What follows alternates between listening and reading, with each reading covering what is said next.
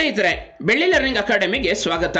ಮೊದಲಿಗೆ ನಮ್ಮ ಚಾನೆಲ್ನ ಎಲ್ಲ ವೀಕ್ಷಕರು ಹಾಗೂ ಸಬ್ಸ್ಕ್ರೈಬರ್ಸ್ಗೆ ಧನ್ಯವಾದಗಳನ್ನು ತಿಳಿಸುತ್ತಾ, ನಮ್ಮ ಚಾನೆಲ್ನ ಸಬ್ಸ್ಕ್ರೈಬರ್ಸ್ ಸಂಖ್ಯೆ 1000 ಗಡಿಯನ್ನು ದಾಟಿದೆ ಎಂದು ಹೇಳೋದಕ್ಕೆ ಹರ್ಷವನ್ನು ವ್ಯಕ್ತಪಡಿಸ್ತಾ ಇದ್ದೇನೆ. ನಿಮ್ಮ ಬೆಂಬಲ ಸದಾಕಾಲ ಹೀಗೆ ಮುಂದುವರಿಯಲಿ ಅಂತ ಹೇಳ್ತಾ, ಭಾರತೀಯ ಬಾಹ್ಯಾಕಾಶ ಸಂಶೋಧನಾ ಸಂಸ್ಥೆ ಇಸ್ರೋ ನಮ್ಮ ದೇಶದ ಹೆಮ್ಮೆ. ಬಾಹ್ಯಾಕಾಶ ಕ್ಷೇತ್ರದಲ್ಲಿ ಭಾರತದ ಹೆಸರು ಚಿರಸ್ಥಾಯಿಯಾಗಿ ಉಳಿಯುವಂತೆ ಮಾಡಿರುವ ಸಂಸ್ಥೆ ಈ ಇಸ್ರೋ. ಭಾರತದ ಖ್ಯಾತ ಭೌತಶಾಸ್ತ್ರಜ್ಞ ಮತ್ತು ಖಗೋಳಶಾಸ್ತ್ರಜ್ಞ, ಭಾರತೀಯ ಬಾಹ್ಯಾಕಾಶ ಕಾರ್ಯಕ್ರಮದ ಪಿತಾಮಹ ವಿಕ್ರಮ್ ಅಂಬಾಲಾಲ್ ಸಾರಾಭಾಯಿರವರ ಪ್ರಯತ್ನದ ಫಲವಾಗಿ ಇಸ್ರೋ 1969ರಲ್ಲಿ ಜನ್ಮ ತಳೆಯಿತು. 1975ರ ಆರ್ಯಭಟ ಉಪಗ್ರಹ ಉಡಾವಣೆಯಿಂದ ಆರಂಭಗೊಂಡ ಇಸ್ರೋದ ಓಟ ಬಾಹ್ಯಾಕಾಶ ಕ್ಷೇತ್ರದಲ್ಲಿ ಹಲವಾರು ಮೈಲುಗಲ್ಲುಗಳ ಸೃಷ್ಟಿಗೆ ಕಾರಣವಾಗಿದೆ. ಸೋವಿಯತ್ ರಾಕೆಟ್ನ ಮೂಲಕ ತನ್ನ ಮೊದಲ ಉಪಗ್ರಹ ಆರ್ಯಭಟವನ್ನು ಕಕ್ಷೆಗೆ ಸೇರಿಸಿದ್ದ ಭಾರತ ಇಂದು ತನ್ನದೇ ಲಾಂಚಿಂಗ್ ವೆಹಿಕಲ್ಗಳಾಗಿರುವ PSLV ಮತ್ತು GSLVಗಳ ಮೂಲಕ ಪ್ರಪಂಚದ ವಿವಿಧ ಸ್ಯಾಟಲೈಟ್ಗಳನ್ನು ಕಕ್ಷೆಗೆ ಸೇರಿಸುತ್ತಿದೆ ಎಂದರೆ ಅದು ನಮ್ಮ ಹೆಮ್ಮೆಯ ಇಸ್ರೋದ ಸಾಧನೆಗೆ ಹಿಡಿದ ಕೈಗನ್ನಡಿ. ಇಂತಹ ಇಸ್ರೋ ಇದೀಗ ಬಾಹ್ಯಾಕಾಶ ಕ್ಷೇತ್ರದಲ್ಲಿ ಇಡೀ ವಿಶ್ವವೇ ಬೆರಗುಗೊಳಿಸುವ ಪವಾಡವನ್ನು ಸೃಷ್ಟಿಸಲು ಮುಂದಾಗಿದೆ.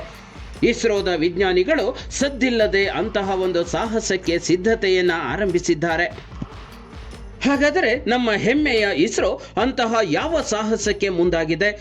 ಅದಕ್ಕಾಗಿ ಇಸ್ರೋ ತೆರೆಮರೆಯಲ್ಲಿ ಏನೆಲ್ಲ ಸಿದ್ಧತೆಗಳನ್ನು ಮಾಡುತ್ತಿದೆ ಎಂಬುದನ್ನು ಇಂದಿನ ಸಂಚಿಕೆಯಲ್ಲಿ ನೋಡೋಣ ಬನ್ನಿ. ಅದಕ್ಕೂ ಮೊದಲು ಇಂತಹ ಇನ್ನಷ್ಟು ವಿಷಯಗಳನ್ನು ತಿಳಿದುಕೊಳ್ಳೋದಕ್ಕೆ ನೀವಿನ್ನು ನಮ್ಮ ಚಾನೆಲ್ಗೆ ಸಬ್ಸ್ಕ್ರೈಬ್ ಆಗದಿದ್ದರೆ ಈ ಕೂಡಲೇ ಸಬ್ಸ್ಕ್ರೈಬ್ ಆಗಿ, ಹೊಸ ವಿಷಯಗಳ ನೋಟಿಫಿಕೇಶನ್ಗಾಗಿ ಬೆಲ್ ಬಟನ್ ಕ್ಲಿಕ್ ಮಾಡಿ. 1975ರ ಆರ್ಯಭಟ ಉಪಗ್ರಹದ ಯಶಸ್ವಿ ಉಡಾವಣೆ ನಂತರ ಹಲವು ಯಶಸ್ವಿ ಪ್ರಯೋಗಗಳಿಗೆ ದಾರಿ ಮಾಡಿಕೊಟ್ಟಿತು. ಏಷ್ಯಾ ಪೆಸಿಫಿಕ್ ಪ್ರದೇಶದಲ್ಲಿ ಅತಿದೊಡ್ಡ ದೇಶೀಯ ಸಂವಹನ ಉಪಗ್ರಹ ವ್ಯವಸ್ಥೆಗಳಲ್ಲೊಂದಾಗಿರುವ ಭಾರತೀಯ ರಾಷ್ಟ್ರೀಯ ಉಪಗ್ರಹ ಇನ್ಸ್ಯಾಟ್ ವ್ಯವಸ್ಥೆಯನ್ನು 1983ರಲ್ಲಿ ಪ್ರಾರಂಭಿಸಲಾಗಿದ್ದು ಭಾರತದ ದೂರಸಂಪರ್ಕ ಕ್ಷೇತ್ರದಲ್ಲಿ ಕ್ರಾಂತಿಯನ್ನುಂಟು ಮಾಡಿತು. ಚಂದ್ರಯಾನ 1 ಭಾರತೀಯ ಬಾಹ್ಯಾಕಾಶ ಸಂಸ್ಥೆಯ ಇನ್ನೊಂದು ಮೈಲುಗಲ್ಲು. ಅಕ್ಟೋಬರ್ 22, 2008ರಂದು ಚಂದ್ರಯಾನ 1 ಯಶಸ್ವಿಯಾಗಿ ಉಡಾವಣೆ ಮಾಡಲಾಯಿತು. ಚಂದ್ರನ ಮೇಲ್ಮೈಯಲ್ಲಿ ನೀರಿನ ಅಣುಗಳ ಇರುವಿಕೆಯನ್ನು ಈ ಕ್ರಾಫ್ಟ್ ಪತ್ತೆ ಹಚ್ಚಿದ ಕಾರಣ ಇಸ್ರೋ ಅಂತಾರಾಷ್ಟ್ರೀಯ ಮಟ್ಟದಲ್ಲಿ ಖ್ಯಾತಿ ಗಳಿಸಿತು. ನವೆಂಬರ್ 5, 2013ರಂದು ಶ್ರೀಹರಿಕೋಟಾದಿಂದ PSLV C-25 ರಾಕೆಟ್ ಮೂಲಕ ಮಂಗಳಯಾನ ಉಪಗ್ರಹ ಉಡಾವಣೆ ಮಾಡಲಾಯಿತು. 2014ರಲ್ಲಿ ಈ ಉಪಗ್ರಹ ಯಶಸ್ವಿಯಾಗಿ ಮಂಗಳನ ಕಕ್ಷೆ ತಲುಪಿತು. ಈ ಮೂಲಕ ಮೊದಲ ಯತ್ನದಲ್ಲೇ ಅಂಗಾರಕನ ಅಂಗಳ ಪ್ರವೇಶಿಸಿದ ಮೊದಲ ರಾಷ್ಟ್ರವೆಂಬ ಹೆಗ್ಗಳಿಕೆಗೆ ಭಾರತ ಪಾತ್ರವಾಯಿತು. ಇನ್ನು ಚಂದ್ರಯಾನ 2 ಬಾಹ್ಯಾಕಾಶ ನೌಕೆಯನ್ನು 2019ರ ಜುಲೈ 22ರಂದು ಉಡಾವಣೆ ಮಾಡಲಾಯಿತು. ಈ ನೌಕೆ 20 ಆಗಸ್ಟ್ 2019ರಂದು ಚಂದ್ರನ ಕಕ್ಷೆಯನ್ನು ಸೇರಿತು. ಆದರೆ ಲ್ಯಾಂಡಿಂಗ್ ಸಮಯದಲ್ಲಿ ವಿಕ್ರಮ್ ಲ್ಯಾಂಡರ್ನ ವೇಗ ನಿಯಂತ್ರಣಕ್ಕೆ ಬಾರದೆ ಜೋರಾಗಿ ಚಂದ್ರನ ಮೇಲ್ಮೈಗೆ ಅಪ್ಪಳಿಸಿದ್ದರಿಂದ ಈ ಲ್ಯಾಂಡರ್ ಪತನಗೊಂಡಿತು. ಭಾರತದ 3ನೇ ಚಂದ್ರಯಾನ ಚಂದ್ರಯಾನ್ 3 ಇಸ್ರೋದ ಮಹತ್ವಾಕಾಂಕ್ಷಿ ಯೋಜನೆಯಾಗಿದೆ. ಚಂದ್ರಯಾನ್ 3 ಮಿಷನ್ ಅನ್ನು ಜುಲೈ 14, 2023ರಂದು ಶ್ರೀಹರಿಕೋಟಾದ ಸತೀಶ್ ಧವನ್ ಬಾಹ್ಯಾಕಾಶ ಕೇಂದ್ರದಿಂದ ಉಡಾಯಿಸಲಾಯಿತು. ಇದು ಆಗಸ್ಟ್ 23, 2023ರಂದು ಚಂದ್ರನ ದಕ್ಷಿಣ ಧ್ರುವದಲ್ಲಿ ಲ್ಯಾಂಡ್ ಆಯಿತು. ಈ ಮೂಲಕ ಚಂದ್ರನ ದಕ್ಷಿಣ ಧ್ರುವದಲ್ಲಿ ಇಳಿದ ಮೊದಲ ರಾಷ್ಟ್ರ ಎಂಬ ಹೆಗ್ಗಳಿಕೆಗೆ ಭಾರತ ಪಾತ್ರವಾಗಿದೆ.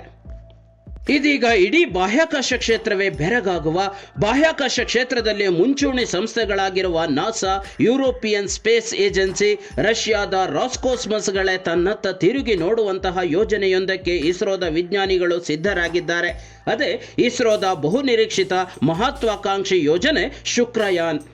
ಕೇಂದ್ರ ಸರ್ಕಾರದಿಂದ ಈ ಸಂಬಂಧ ಒಪ್ಪಿಗೆ ದೊರೆತಿದ್ದು ಶುಕ್ರಯಾನ್ ಮಿಷನ್ ಅಭಿಯಾನ ಆರಂಭಗೊಂಡಿದೆ. ಅಂಗಾರಕನ ಅಂಗಳದಲ್ಲಿ ಪ್ರಯೋಗ ನಡೆಸಿ ಅಲ್ಲಿ ಮಹತ್ವದ ಸಂಗತಿಗಳನ್ನು ಜಗತ್ತಿಗೆ ತಿಳಿಸಿದ ನಂತರ ಶುಕ್ರನ ಶಿಕಾರಿಗೆ ಇಸ್ರೋದ ವಿಜ್ಞಾನಿಗಳು ಸಿದ್ಧರಾಗಿದ್ದಾರೆ. ಇಸ್ರೋದ ನಿರ್ದೇಶಕರಾದ ನಿಲೇಶ್ ದೇಸಾಯಿರವರು ನೀಡಿರುವ ಮಾಹಿತಿ ಪ್ರಕಾರ 2028ರಲ್ಲಿ ಶುಕ್ರಯಾನ ಪ್ರಯೋಗ ನಡೆಯಲಿದೆ. ಚಂದ್ರ ಹಾಗೂ ಮಂಗಳನ ಮೇಲೆ ಇತಿಹಾಸ ಸೃಷ್ಟಿಸಿರುವಂತೆ ಶುಕ್ರ ಗ್ರಹದ ಮೇಲೂ ಭಾರತದ ಮುದ್ರೆಯನ್ನು ಒತ್ತೋದಕ್ಕೆ ಇಸ್ರೋದ ವಿಜ್ಞಾನಿಗಳು ತಯಾರಾಗ್ತಿದ್ದಾರೆ. ಶುಕ್ರನ ಮೇಲ್ಮೈನಲ್ಲಿನ ವಾತಾವರಣವನ್ನು ಅಧ್ಯಯನ ಮಾಡೋದಕ್ಕಾಗಿಯೇ ಇಸ್ರೋ ವಿಶೇಷ ಉಪಕರಣವೊಂದನ್ನು ನಿರ್ಮಿಸಲಿದೆ. ಸುಧಾರಿತ ಉಪಕರಣಗಳನ್ನು ಶುಕ್ರನ ಮೇಲಿಳಿಸುವ ಮೂಲಕ ಹವಾಮಾನ ಪರಿಸ್ಥಿತಿಗಳನ್ನು ಅಧ್ಯಯನ ಮಾಡಲಿದೆ. ಇನ್ನು ಶುಕ್ರ ಗ್ರಹದ ಮೇಲ್ಮೈ ಉಷ್ಣಾಂಶ 475 ಡಿಗ್ರಿ ಸೆಂಟಿಗ್ರೇಡ್ಗಳಿಗಿಂತಲೂ ಅಧಿಕವಾಗಿದ್ದು ಸೀಸವನ್ನು ಕೂಡ ಕರಗಿಸುವಷ್ಟು ಬಿಸಿಯಾಗಿರುತ್ತದೆ. ಶುಕ್ರನ ವಾತಾವರಣ ಕಾರ್ಬನ್ ಡೈಆಕ್ಸೈಡ್ ಮತ್ತು ಸಲ್ಫ್ಯೂರಿಕ್ ಆಮ್ಲದ ವಿಷಕಾರಿ ಕಾಕ್ಟೈಲ್ ಆಗಿದ್ದು ಮೇಲ್ಮೈನಲ್ಲಿ ಭೂಮಿಯ ಒತ್ತಡಕ್ಕಿಂತ 92 ಪಟ್ಟು ಅಧಿಕವಾಗಿರುತ್ತದೆ. ಹಾಗಾಗಿ ಈ ಗ್ರಹಕ್ಕೆ ಕಳುಹಿಸುವ ಯಾವುದೇ ಉಪಕರಣಗಳಿಗೆ ವಿಶೇಷ ರಕ್ಷಣಾತ್ಮಕ ಲೇಪನಗಳ ಅಗತ್ಯವಿರುತ್ತದೆ. ಆಳವಾದ ಸಬ್ಮರ್ಸಿಬಲ್ಗಳಂತೆ ಬಲವರ್ಧಿತ ವಿನ್ಯಾಸಗಳ ಅಗತ್ಯವಿರುತ್ತದೆ. ಇಸ್ರೋ ಈ ಸಾಹಸಕ್ಕೆ ಕೈ ಹಾಕುತ್ತಿದ್ದಂತೆ ವಿಶ್ವ ವೈಜ್ಞಾನಿಕ ಸಮುದಾಯ ಇಸ್ರೋದ ಸಂಭಾವ್ಯ ಆವಿಷ್ಕಾರಗಳನ್ನು ಕುತೂಹಲದಿಂದ ನಿರೀಕ್ಷಿಸುತ್ತಿದೆ. ಭಾರತೀಯ ಬಾಹ್ಯಾಕಾಶ ಸಂಸ್ಥೆಯ ಈ ಪ್ರಯತ್ನ ಯಶಸ್ವಿಯಾಗಲಿ ಎಂದು ನಾವೆಲ್ಲ ಆಶಿಸೋಣ. ಇದು ಗೆಳೆಯರೆ ಇಸ್ರೋದ ಶುಕ್ರಯಾನ ಕುರಿತಂತೆ ಒಂದಷ್ಟು ಸಂಕ್ಷಿಪ್ತ ಮಾಹಿತಿ. ಈ ವಿಡಿಯೋ ನಿಮಗೆ ಇಷ್ಟವಾಗಿದ್ದರೆ ಲೈಕ್ ಮಾಡಿ, ಶೇರ್ ಮಾಡಿ, ನಿಮ್ಮ ಅನಿಸಿಕೆಗಳನ್ನು ಕಮೆಂಟ್ಸ್ ಮೂಲಕ ತಿಳಿಸಿ.